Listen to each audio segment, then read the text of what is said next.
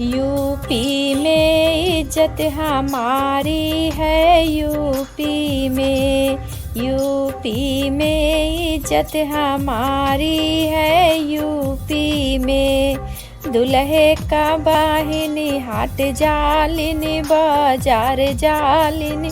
कोई आल घेरेला, कोई गाल घेरेला, कोई लहंगा उठा के कमाल करेला यूपी में।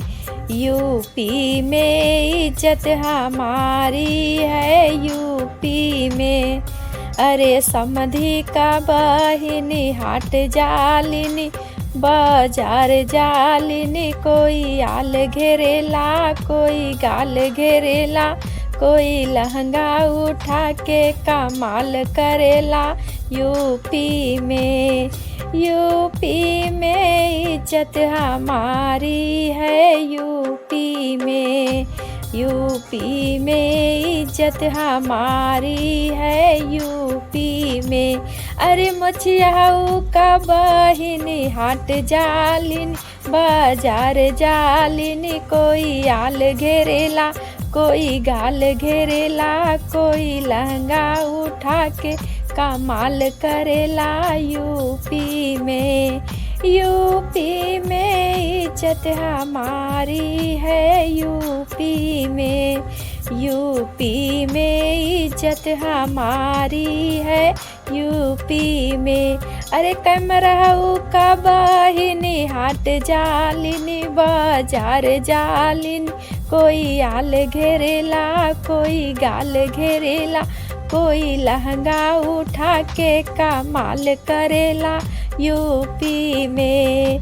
यूपी में इज्जत हमारी है, यूपी में।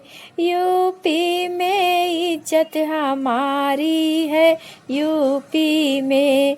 अरे चश्माऊ का बहिनी हाट जालिनी, बाजार जालिनी।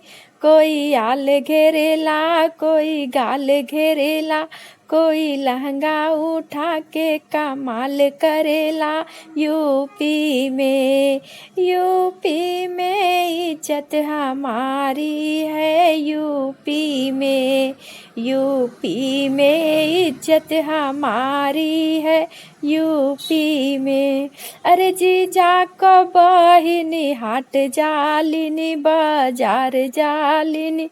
कोई आल घेरेला, कोई गाल घेरेला, कोई लहंगा उठा के कमाल करेला यूपी में।